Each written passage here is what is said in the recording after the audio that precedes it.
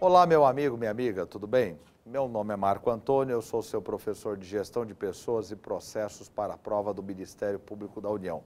Eu vou comentar aqui um pouco sobre a teoria, mas nós vamos trabalhar principalmente em cima das questões de prova CESP-NB. Lembrando para vocês que CESP-NB trabalha com alternativas certas e erradas, ou seja, várias afirmaçõezinhas, não é que o examinador fará essas afirmações corretas ou erradas.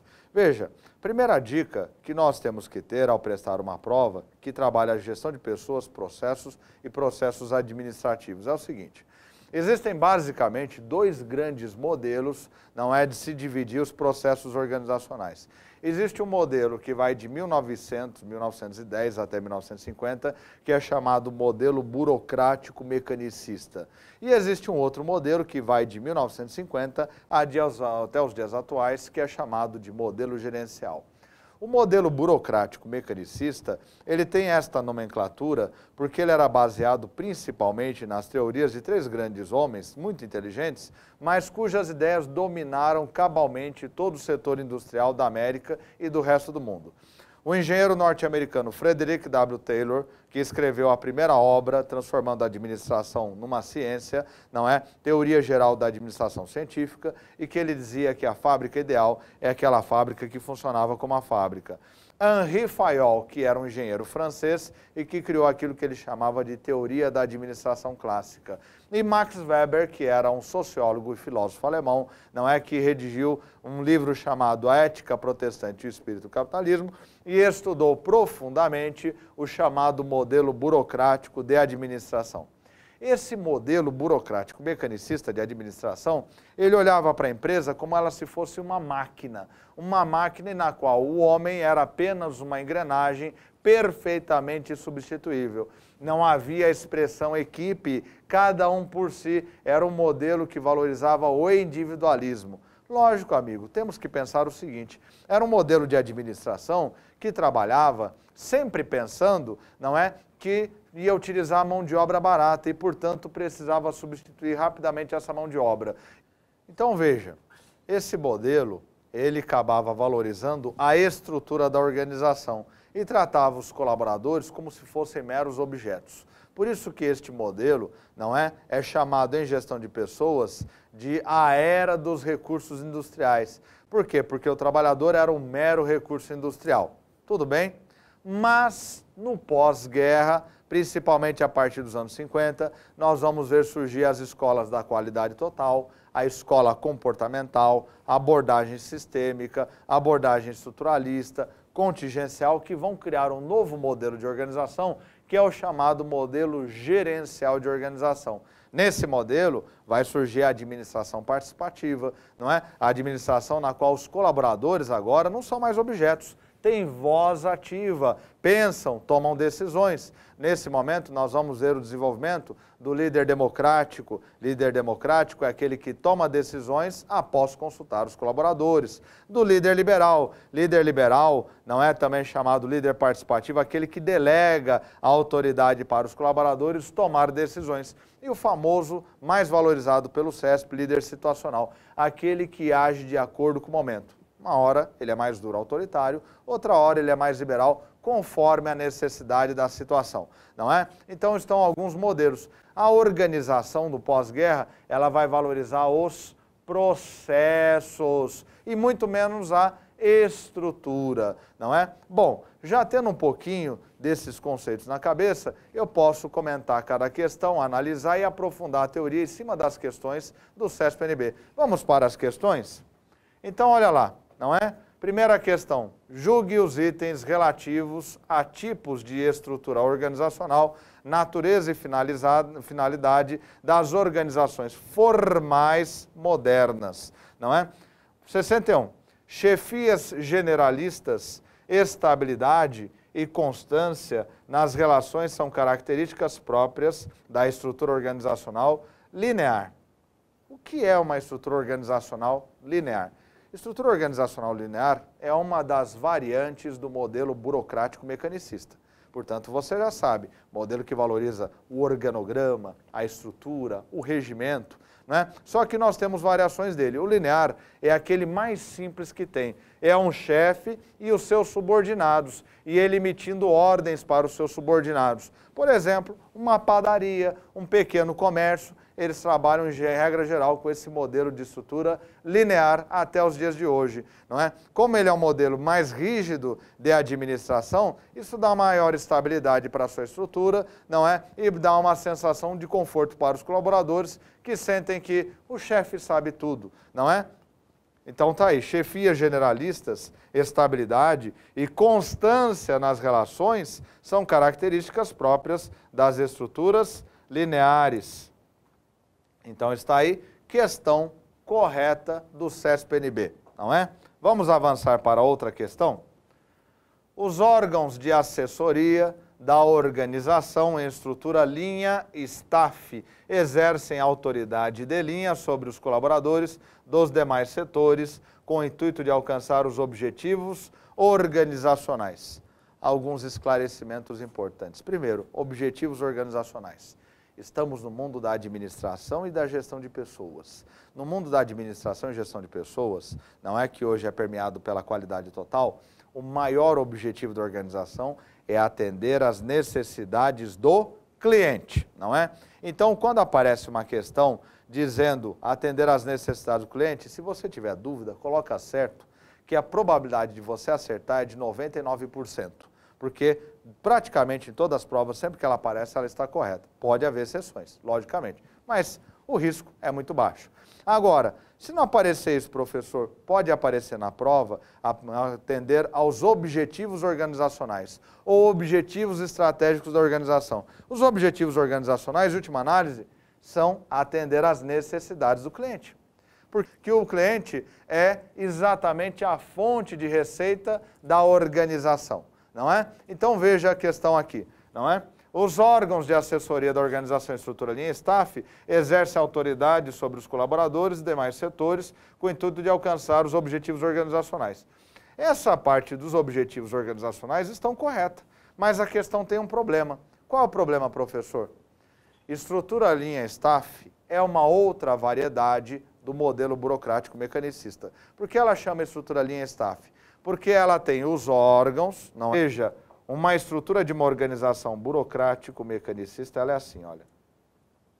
Eu estou representando para vocês o organograma. Organograma, grama é representação. Órgão, representação dos órgãos. Este desenho chamado de organograma, ele serve tanto para representar, não é, cargos com linha de comando dos servidores que trabalham na organização, como serve também para representar departamentos, não é? Então este é um modelo burocrático mecanicista. Veja, não é? Ele tem uma estrutura, não é, praticamente rígida, forma uma pirâmide, não é aula de esoterismo, não é? Mas ela é chamada de estrutura também piramidal, não é? Quem está acima manda em quem está embaixo, existe uma cadeia de comando e assim por diante. Agora veja que a questão mencionou uma variante disso, não é? Linha staff, até aqui muito parecida com a anterior, só que nela nós vamos ver um diferencial.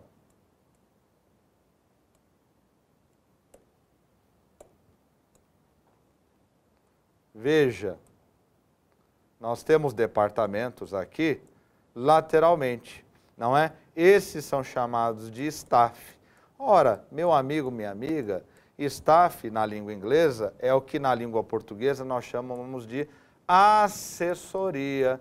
E a assessoria faz o quê? Ora, você já sabe a resposta. A assessoria assessora, não é? Então, a assessoria é um setor da organização que me assessora. Então, na minha empresa, eu tenho um departamento de assessoria jurídica. Não é para ele tomar decisão, é para eu, dono da empresa, consultar este departamento e, com base nas orientações dos meus funcionários que são advogados, eu decidir o que vai ser feito. Vale a pena entrar com processo ou não vale? Eles assessoram. Se eles assessoram, então veja a questão. Os órgãos de assessoria da organização estrutura linha staff, Os órgãos de assessoria são staff. Exercem autoridade em linha? Não, não exerce sobre os colaboradores dos demais setores. Agora, toma cuidado, não é? Esta assessoria não exerce autoridade neste departamento. Agora, vamos, não é, aqui utilizar uma máquina para ampliar esta imagem, não é? Aqui nós vamos fazer o seguinte, veja, nós temos aqui o staff.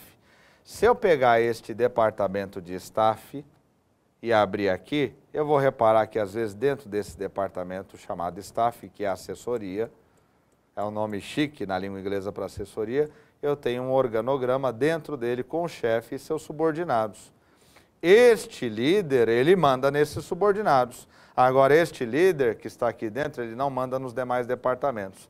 Portanto, meu amigo, minha amiga, esta alternativa está errada, não é? Então está aí, questão 62. Questão 63. A estrutura matricial é indicada para organizações que lidam com projetos específicos. Meu amigo, minha amiga, quando eu estou falando, não é? Quando eu estou falando de matricial, eu estou falando de um outro tema muito importante chamado departamentalização. O que é departamentalização, Marco Antônio? Departamentalização é a divisão da organização em departamentos, não é? Só que existem diversos métodos de se departamentalizar.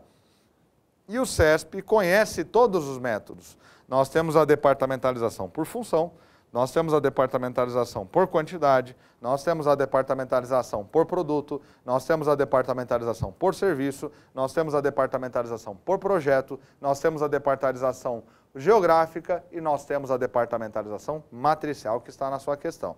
Qual é a diferença entre elas? A departamentalização por função, também chamada departamentalização funcional, é um modelo que foi criado pelo francês Henri Fayol na década de 20. É atribuído a ele. Modelo de departamentalização funcional por função, que já caiu no CESP-NB, não é? É aquela na qual cada departamento cumpre uma função. Um fica com a área jurídica, outro cuida de compras, outro cuida de vendas, outro cuida de pessoal e vai criando, né, aquele modelo burocrático mecanicista.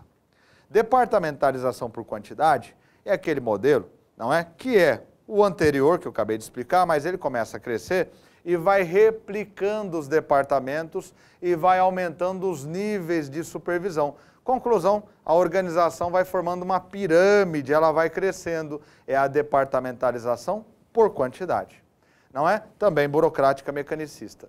Tem a departamentalização por produtos. Departamentalização de produtos é um modelo no qual cada departamento é responsável por uma linha de produtos ou por um produto. Por exemplo, dentro das montadoras de veículos, cada departamento cuida só de um veículo, devido à sua complexidade, eu não posso misturar as equipes.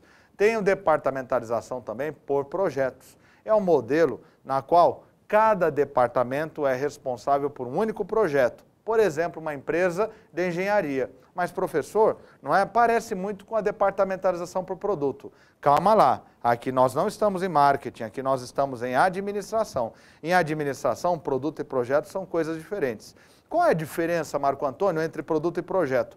Produto, eu posso replicá-lo milhões de vezes. Coca-Cola, não é? O Gol, né? O Volkswagen, o Ford T. Agora, projeto, cada projeto é único. Não existem dois projetos iguais. Se você olha vários edifícios em um conjunto habitacional, aparentemente iguais, mas tem fundações diferentes, estruturas diferentes, porque num lugar o terreno é fofo, no outro lugar o terreno é rochoso, no outro tem água abundante mais fácil para trazer, no outro é mais difícil.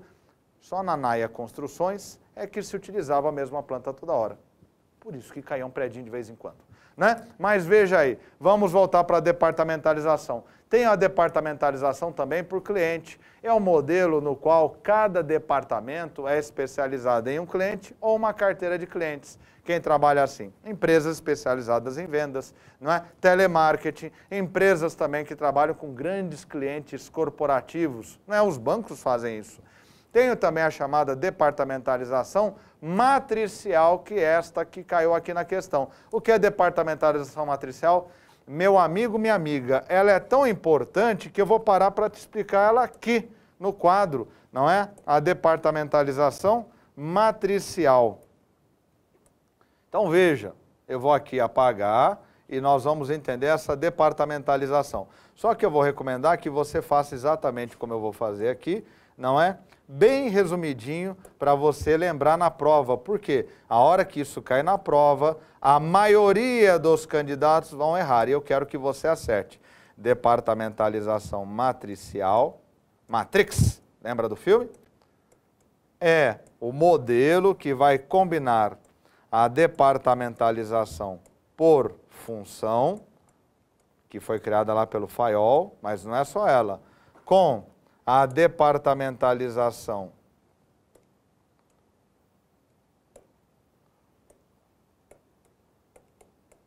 por produto ou departamentalização por projeto. Professor, costuma cair assim? Cai, não é? Essa é a definição, professor, em que lugar? Sempre, sempre, meu amigo, sempre, minha amiga, não é? Pode guardar esta definição para você, departamentalização matricial. Por que eu devo guardar isso, professor? Porque é o modelo utilizado na administração pública, tá certo? Então tá aí a departamentalização matricial. Ela combina a departamentalização por função com a departamentalização por produto, por projeto, não é?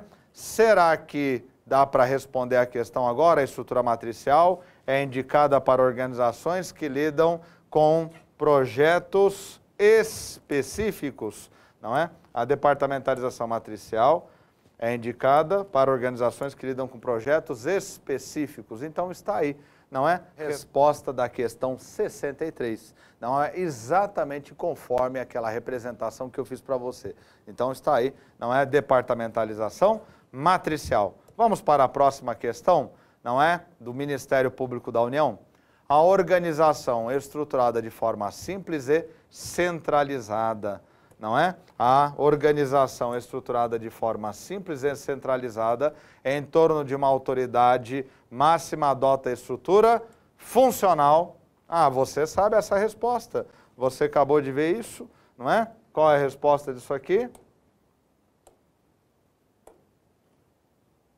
Errada. Por que errada, professor? Porque é uma estrutura simples, não é? O que é uma estrutura simples? É daquele modelo chamado linear. Eu tenho apenas um chefe e vários funcionários. Em que lugar que eu encontro isso? Ué, você não costuma tomar o seu café da manhã de vez em quando numa lanchonete ou padaria? Então tá aí, não é? Isso aqui, tome cuidado, não é a departamentalização funcional.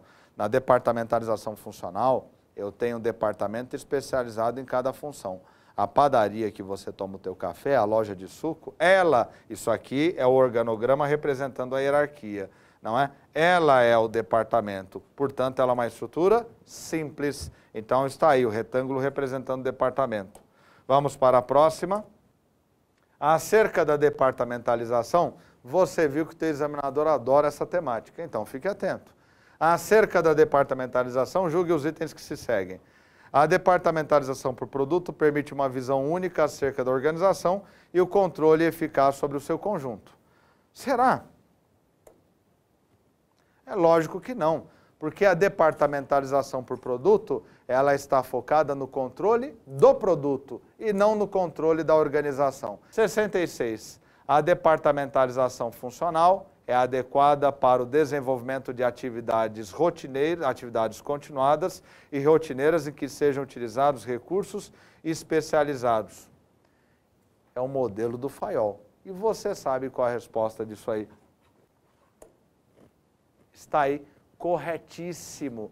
É um modelo burocrático mecanicista. É o modelo que o Ford utilizava na empresa dele, né? Sabe qual é a frase que o Ford utilizava na empresa dele? Ele dizia assim: o cliente pode escolher o carro da cor que ele quiser, contanto que seja preta. Sabe por quê? Ele não estava preocupado em produzir modelos diferentes, ele estava preocupado em produzir quantidade. Quantidade. Ford T foram produzidos mais de 18 milhões de unidades. Olha só a questão, a departamentalização funcional, não é? Portanto, departamentalização por função é adequada para o desenvolvimento de atividade continuada e rotineira. Você acha que produzir 18 milhões de Ford T é alguma coisa que não é rotineira? Haja rotina para isso, meu amigo, não é? Então está aí a departamentalização funcional. Próxima. A departamentalização por processos favorece a rápida adaptação da empresa às mudanças organizacionais. Essa eu não te expliquei, mas eu explico agora, não é? O que é a departamentalização por processos? É um modelo de departamentalização no qual cada departamento vai ser responsável por determinados processos. Vamos pensar aqui, não uma chefia, mas vamos pensar aqui departamentos. Cada departamento uma fábrica.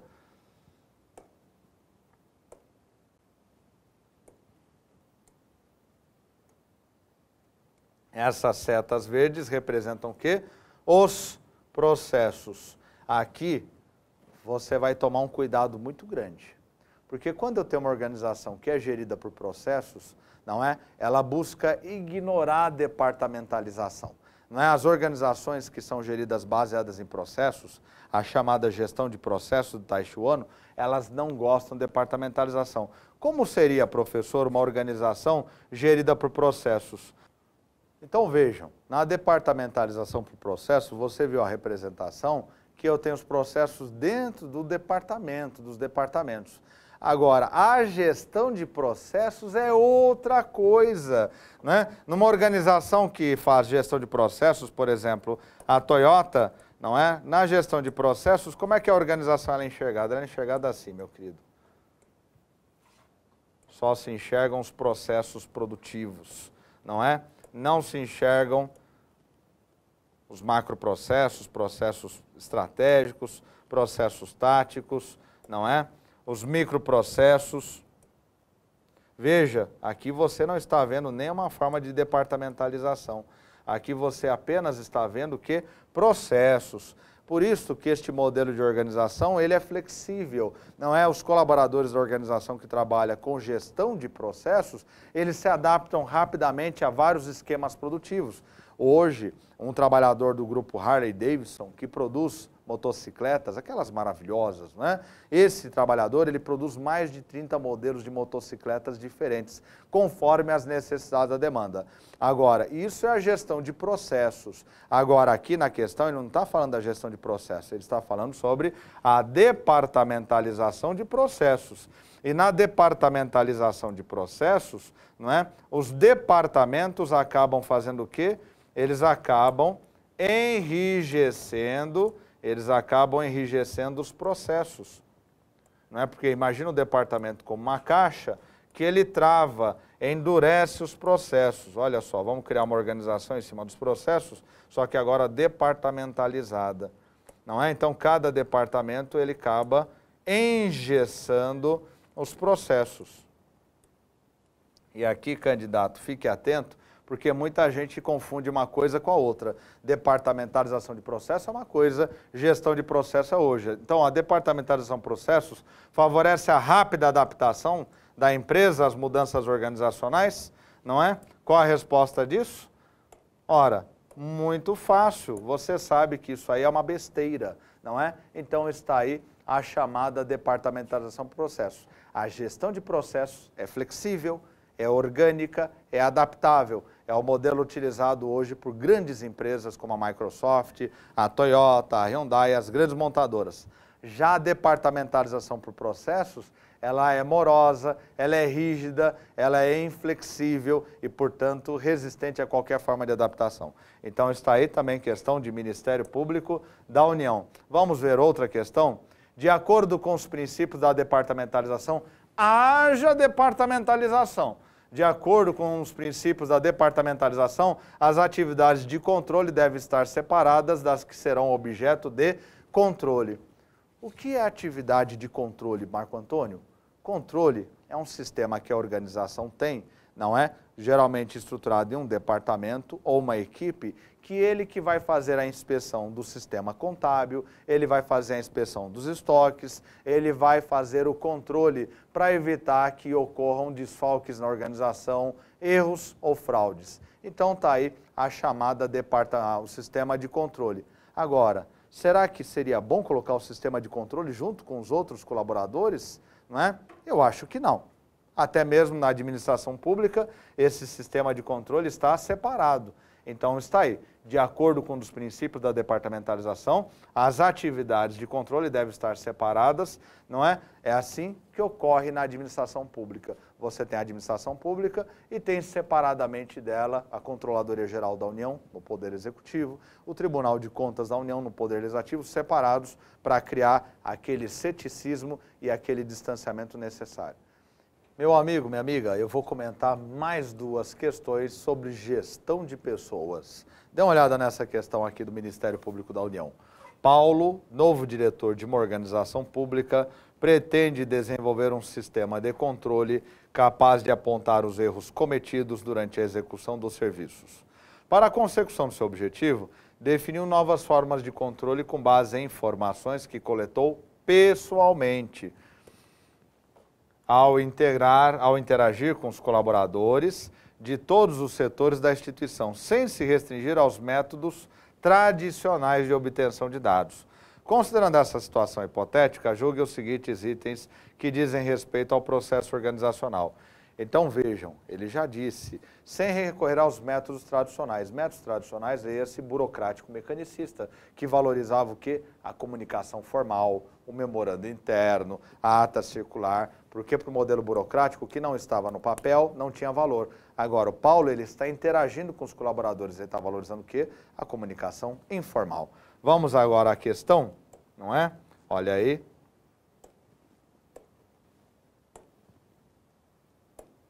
Primeira questão, 71. Ao coletar as informações para definir as novas formas de controle, Paulo privilegiou o fluxo comunicativo circular. Fluxo comunicativo circular, não é? Se fosse burocrático mecanicista, seria vertical, seria linear, mas ele falou circular, então você já sabe que a resposta está certa. Então está aí, não é? Quando Paulo interagiu com os colaboradores, ele se colocou numa posição próxima deles, ele estava valorizando a comunicação circular. Agora, olha que questão bonita essa questão 72, na mesma sequência. Para atender às demandas mais instáveis e urgentes da organização, Paulo deve utilizar a rede formal de comunicação. Rede formal de comunicação, memorando interno, hoje nós temos o e-mail que substituiu, não é? Atas, documentos, será? Ele está querendo o quê? Professor, ele quer urgência. Então é óbvio que está errado. Se ele quer urgência, ele tem que valorizar a comunicação informal. Então estão aí mais duas questões muito boas de gestão de pessoas. Eu espero que tenha sido esclarecedor e desejo a todos vocês, meus amigos e amigas, boa sorte e sucesso na sua prova.